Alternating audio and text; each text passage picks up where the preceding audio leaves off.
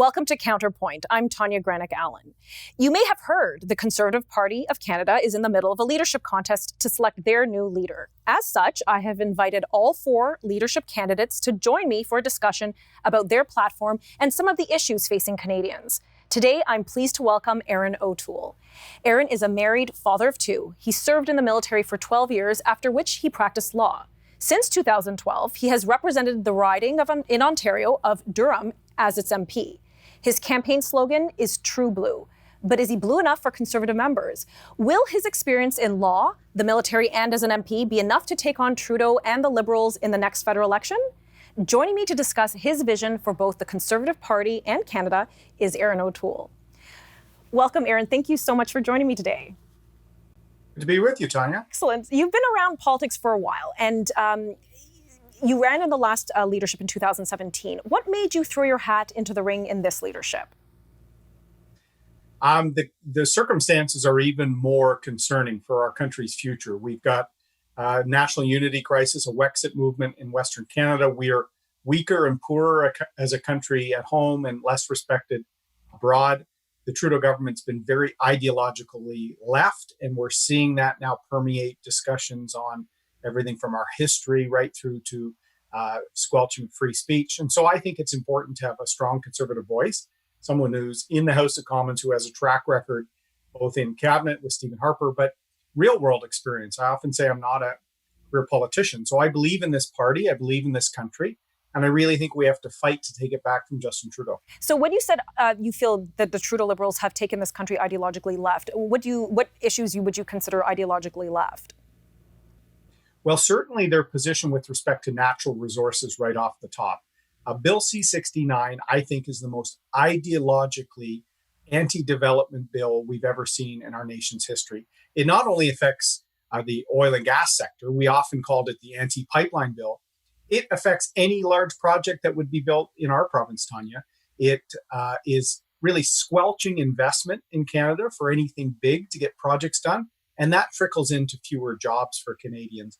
Certainly, he also canceled 2 pipelines for ideological reasons, had to buy a third one. So his failures on energy policy is huge, but also we have no softwood lumber agreement, and forestry mills all across the country are closing. He's bumbled and really messed up the relationship with the United States, and we got a bad result in the NAFTA negotiations, particularly for our aluminum sector, our auto sector. So they're ideologically sort of anti-getting things done, anti-work, is going to make us put at risk all the prosperity and the programs Canadians expect from living in a wealthy country. Okay, let's switch gears for a second. Let's talk about one of your opponents, Peter MacKay. He referred to social conservative values as a stinking albatross when he was referring to Andrew Scheer's general campaign, and that upset many Conservative members. What role do you feel social conservative issues play in the Conservative Party? Well, I'm running on unity of the party. Those comments are brought up all the time. I think you can't lead a party if you don't respect all people in it. And we are stronger if we unite all parts of our movement. That's what I've always said. Personally, I found that social conservatives within our party are often some of the bedrock members in terms of, your sign chairman or the people that run your office, our donors. And so how can we make sure that everyone has their values reflected in our movement? I think Stephen Harper did a very good job of that, making sure that all conservatives, social conservatives, libertarians, red Tories, all felt part of what we were doing as a government. I've learned from that, and I've tried to take that approach as an MP. I don't think Peter knows how to unite a party if he starts out by dividing it. Those are some firm words, but perhaps necessary. Carbon tax. You're against the carbon tax, correct? Yes. But you haven't committed to pulling Canada out of the Paris Agreement. Why not? I think we can actually lower emissions without disrupting our economy. That's the goal of what we're doing when it comes to climate change. The carbon tax is not a climate change initiative. It's a tax initiative. It's a tax grab. It's unfair. It makes us less competitive. But like any type of industrial process, and I worked for a large manufacturer in Ontario as their lawyer. I worked on environmental issues. If you can mitigate your effluent, whether it's water, whether it's effluent into the air, and not impact your production or not impact your bottom line, why would you not do it? So that's what we have to do is try and work on ways where we can incentivize through positive tax measures, a reduction in emissions, a reduction in Right. water usage. Okay, I'm going I'm to hold less you right there. concerned We're about. gonna pick up this Go issue ahead. when we come back from break. Stick around, folks. We'll be right back.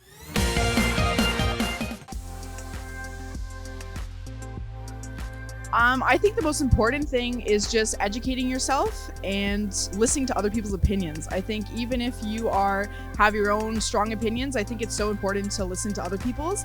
Even if you consider yourself a closed-minded person, left or right, I think it's important to listen to the other side, and I think that's how we can be inclusive and respectful. Welcome back. I'm joined by Erin O'Toole, who's a contestant for the federal Conservative leadership race, which is underway right now. Thanks again, Erin, for joining me. So just before the break, we were talking about energy and your policies with respect to carbon taxation, how we can better kickstart the economy and reduce emissions. Continue your thoughts where you left off. Yes, I'll kill the carbon tax and get pipelines built and then work with the provinces on their plans to reduce emissions and environmental plans more generally. I think Canadians want to know that we can balance off a strong economy while also making sure we provide a clean environment. It's less about Paris. It's more about how do we do it in a way that doesn't disrupt our economy. That's what the Trudeau Liberals don't understand. Their carbon tax has made us less competitive. So I will work with other provinces that are trying to get their emissions down. They're closer to their economy. And I have a very aggressive energy policy, a National Strategic Pipelines Act, eliminating Bill C-69 and the tanker ban all in my first 100 days. So I want to show Canadians that I'm going to get people back to work. I'm going to hold up these sectors as very important to our economy. And at the same time, partner where I can with the provinces on their programs for the environment. Okay, so then if it comes to green energy, how will that factor into your priorities as a leader? What will you do in terms of the environment and green energy then? Well, green energy is really a bit of a mug's game, and the Liberals use this all the time. Is not enough electricity generation, for example, from wind or solar or other things to power our industrial economy. These same voices on the left, Tanya, don't support nuclear power. And that's the only source of greenhouse gas emission-free power generation on a base load scale. I've supported that for many years, and I think it should be part of the technology we take global to reduce emissions from coal, for example. I worked as a lawyer on the renewable fuel standard, putting ethanol into gasoline that allowed a smart way that was good for agriculture and lower emissions over time. So this is what we have to work on, innovation. There can be solar and wind. I worked on some of that as well. I did energy as a lawyer in the private sector, but those forms cannot replace baseload power generation. So whether it's hydro, whether it's nuclear, whether it's other forms, we need to make sure we can have a competitive industrial electricity rate, something that's affordable for seniors on fixed incomes, right, without experimenting in these Green Energy Act boondoggles, which was originally Jerry Butt's first foray into politics. First, he kind of ruined things in Ontario. Then he took his act to Ottawa and did the same thing with Justin Trudeau. That's why I said they're very ideologically left, and they're making Canada poorer and providing less opportunity for Canadian families. Yes, well, I'm from Ontario like you, and I quite remember that green energy boondoggle of Ontario that we're hope that we can move on from there. Okay, let's change gears again a moment. Okay, and you mentioned earlier that, you like the way Stephen Harper kind of had an ability to unite the caucus, made sure it was a big umbrella, everybody had their voice, especially social conservatives including. In 2013, though, you were only one of 18 Conservative MPs who supported the NDP-sponsored Bill C-279, known as the Transgender Bathroom Bill. And you and I have chatted about this before. Even Stephen Harper voted against this bill. Why was it so important to you that you voted for it? Well, one thing we should note is Stephen Harper supported free votes on issues like this, as do I. And so I've defended that from the beginning of this race. Mr. McKay has been changing his position on free votes. For me, I looked at 279. It was just a bill on extending discrimination protections against people based on gender identity. And so I often say I will stand up for all rights, whether or not they're a right that I need to access, but I'll also stand up for religious freedom, freedom of speech, all rights. And I viewed that as a right, Tanya, and that's why I voted for it. So And again, you and I have chatted about this before, so you knew that I was going to ask this probably. But, I'm a mother. I have young daughters. I had concerns with that bill because, would this now mean that, grown men would access bathrooms with my young daughters? How would this play out? So where are the rights and protections for children in vis-a-vis Bill C-279? In 279, it would not do what some people were portraying, the sort of bathroom bill moniker. There is no provision in there that would prevent anyone to stop a predator from preying on vulnerable people. What it was really adding one additional ground to the Human Rights Code, and that was a ground to protect people from direct discrimination based on that gender identity ground.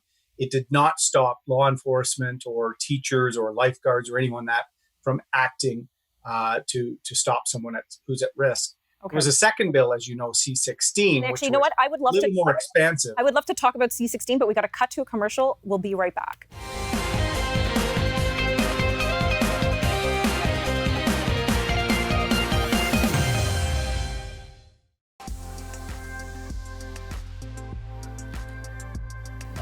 Just experiencing everyone's unique cultures, and that could involve celebrating their holidays or enjoying festivities or events that certain ethnic cultures would celebrate.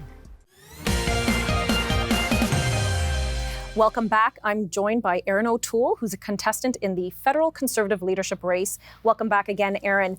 Just before we cut for break, we were talking about C-16, and I'm glad you brought that up.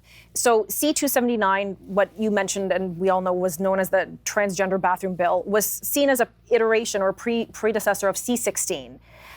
You missed the vote in favor of C-16. Why did you skip out? It was actually during the last leadership race, and I think I was out west at the time. There were some concerns about C-16 in terms of the potential impact on speech, the gender pronouns and things like that. I said I disagreed with any impact on free speech rights, which I don't think C-16 has that impact, but many people were talking about that at the time. But I was on the campaign trail and didn't vote for it, but expressed some of my concerns about the potential overbreadth of that law. Mm-hmm. But at the end of the day, I don't want to see people discriminated against for who they are. And that's what I always try and stand up for. Okay, excellent. Let's talk COVID-19. Obviously, your leadership race, everybody's leadership race this time with the Conservative election has been so different. Last time you were flying across the country, meeting Canadians in their homes and in venues. Now you're in Zoom meetings and webinars. How do you think Canada's response has been so far? Do you think they should have done something differently? Yes, the response was one of failure, Tanya. The Trudeau government waited 2 months to close the border for flights from China, Iran, and Italy. In fact, the Conservatives in late January and throughout February were putting out demands for just that. I put out a plan in February that would have not just closed borders, would have restricted for quarantining people coming back from countries with cases. I wanted us to get our EI system ready so that if people had to take some time off work, it was controlled. There was no ability for fraud. Not only did the Trudeau government ignore all these concerns, they were actually giving contrary advice. Minister Haiju was saying closing the border didn't matter, mask use didn't matter, all these conflicting messages. And what was the result? They let in hundreds of more community spread cases. Mm-hmm. And that's why if you look, where were the worst cases? Montreal, Toronto, Vancouver, and Calgary, all with international flights to those countries that Conservatives were asking to be stopped at the end of January, early February. So I think it's a failure. Once Trudeau stops suppressing Parliament to begin with, right, we can start hold them to account for the decisions they made. We're in a much worse situation because of their failed leadership out of the gate. It's true. I guess it's hard for anybody to discuss any of these issues if you're not able to take your seat in Parliament, isn't it? Yes. I guess we're sort of in a dysfunctional democracy right now. Okay, so we know the economy has been hit hard because of COVID. That we know. Canada did so well coming out of the 2008 global economic crisis. And of course, your Prime Minister, Stephen Harper, and Finance Minister, your former colleague, Jim Flaherty, was at the helm. What steps would you take to lead Canada out of this economic crisis? Well, a few. First, we have to save small business. Small businesses were essentially left out of Trudeau's COVID response. If you're an owner, operator, a restaurant, a nail salon, hair salon, you probably didn't qualify for the emergency business loan. You haven't gotten any rent assistance. Trudeau misled people on that program. I have dozens of businesses, Tanya, in my riding of Durham and in the Toronto area failing now because their cash flow ran out months ago. They burned through personal savings. The stories are tragic. So I'm going to extend that loan to small businesses and readjust our insolvency rules to help more businesses restructure rather than just go under and liquidate. I also proposing a new higher tax credit so that they have EI fees reduced if they hire more people over time. And why this is key?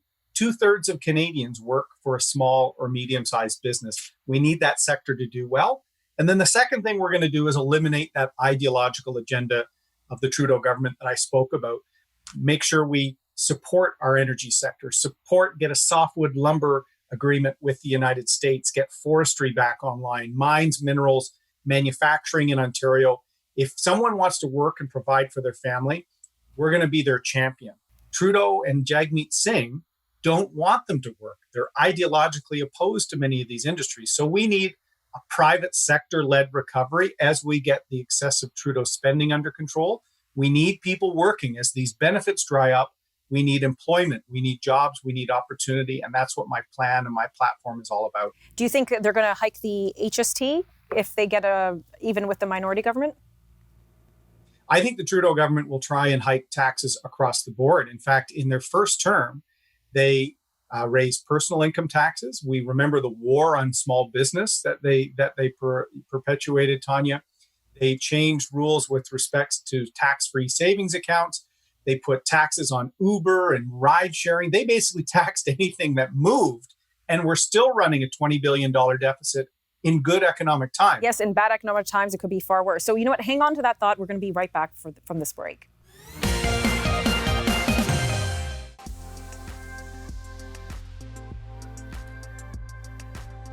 Because I feel it's pretty important to just not only look at one source of information, just like you have a whole wide world of information out there, so you have more than one place to look for. So if you're making your own decision out of just one source of information, then okay, that's fine, and you are making it yourself, but you're just looking in one spot.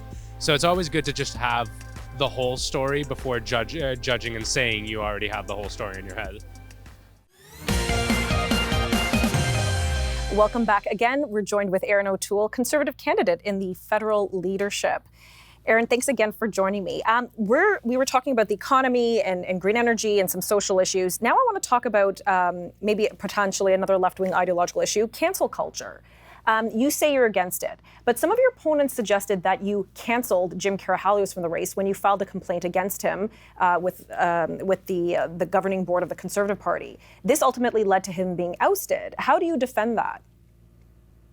Well, he has to be held to his own account for his actions. When you lie directly about people, suggesting that I'm running on Sharia law and ridiculous notions like that, that was reviewed by a panel that adjudicates these disputes, and it was determined he was lying to people, and he was not permitted to run. And what was upsetting for me is I know people I served with in the military died fighting the Taliban. In fact, there's nobody more opposed to Sharia law and that sort of terrible cultural practice than me. And so for someone to just come in a race and make stuff up, they have to be held to account. And I think that was what was done by the party.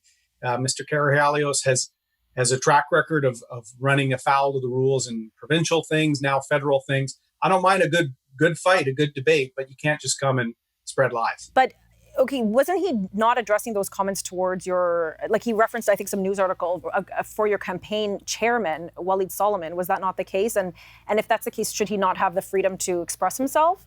It is a contest after all.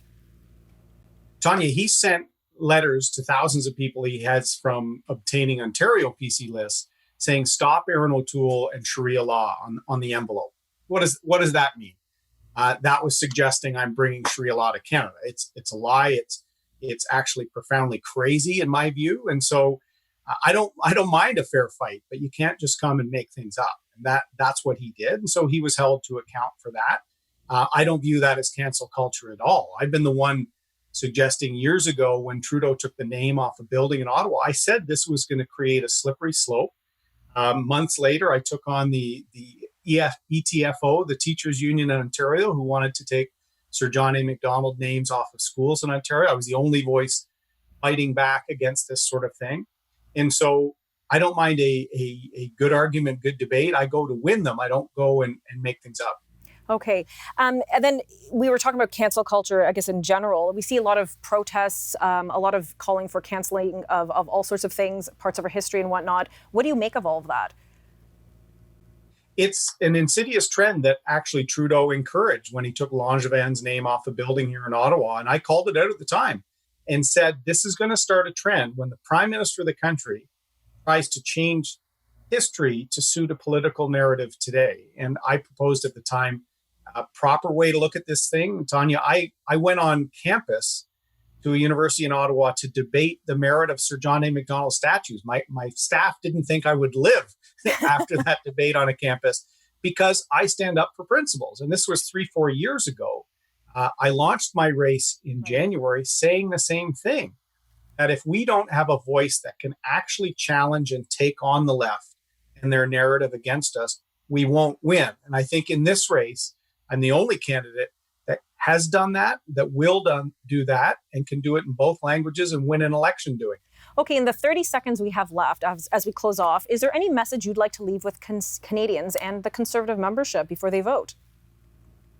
Yes, we need to elect a true blue Conservative in the same vein as Stephen Harper, one that will unite all parts of the party, as we spoke about the important role of social conservatives and others in our movement. Someone who can win in Ontario. Southern Ontario, there's 80 or so seats in Southern Ontario that if we become competitive in, we will win. I've won there in the 905 3 times, and we need someone ready. I'm in the House of Commons now, ready to take the fight to Trudeau in September. If we don't have a leader in the House for the next 6 months, the most important debates after the pandemic and after the suppression of Parliament, we won't win. I'm ready to fight. I'm ready to win. Well, thank you for those words, Erin, and best of luck on the campaign trail. And thanks for joining me today. Thank you, Tanya. So that was a great dialogue. We found out a lot about Erin O'Toole and his platform and some of his policies, from things from the Canadian economy to green energy to social conservatism, cancel culture, and whatnot. If you want to find out more about Erin and his policies, please see his website. What we do know for sure is time's ticking. Voters are getting their ballots, and within a few weeks, we're going to find out who is the new leader of the Conservative Party of Canada. This has been Counterpoint. Thank you very much.